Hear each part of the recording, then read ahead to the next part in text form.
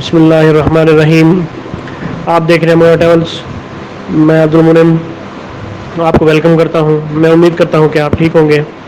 سعودی عرب کے حوالے سے ایک انتہائی امپورٹنٹ انفارمیشن آپ سے ڈسکس کرنے لگا ہوں. وہ کون سے افراد ہیں جن کے لیے سعودی گورنمنٹ نے اعلان کیا ہے کہ وطن واپسی پر ایسے لوگوں کے لیے کسی قسم کا کوئی PCR ٹیسٹ نہیں ہے اور ان کو مستثنا کر دیا گیا ہے PCR ٹیسٹ سے. تو اس کی ڈیٹیل آپ سے ڈسکس کرنی ہے.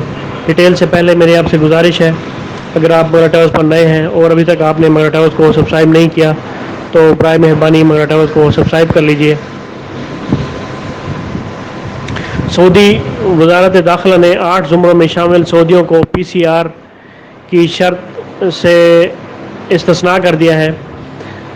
اس حوالے سے آپ کو یاد دلا دوں کہ وزارت داخلہ نے 15 سپتمبر سے 8 زمروں میں شامل سعودیوں کو بیرون ملک سفر اور واپسی کی اجازت دیتے ہوئے انہیں واپسی پر PCR کا پابند بنایا تھا.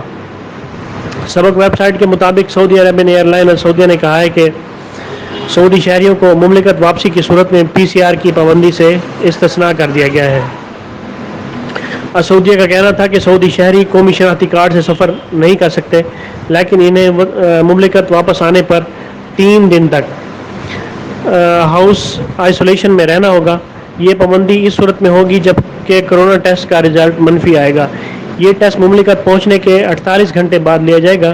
رزلٹ مثبت آنے کی صورت میں انہیں 7 دن تک ہاؤس آئسولیشن میں رہنا ہوگا اور تطمن اور توکلنا ایپس بھی استعمال کرنی ہوگی. میں اس بات کو سمرائز کر دوں آپ کے لیے کہ یہ صرف سعودیوں کے لیے ہے جو سعودی سٹیزنز ہیں.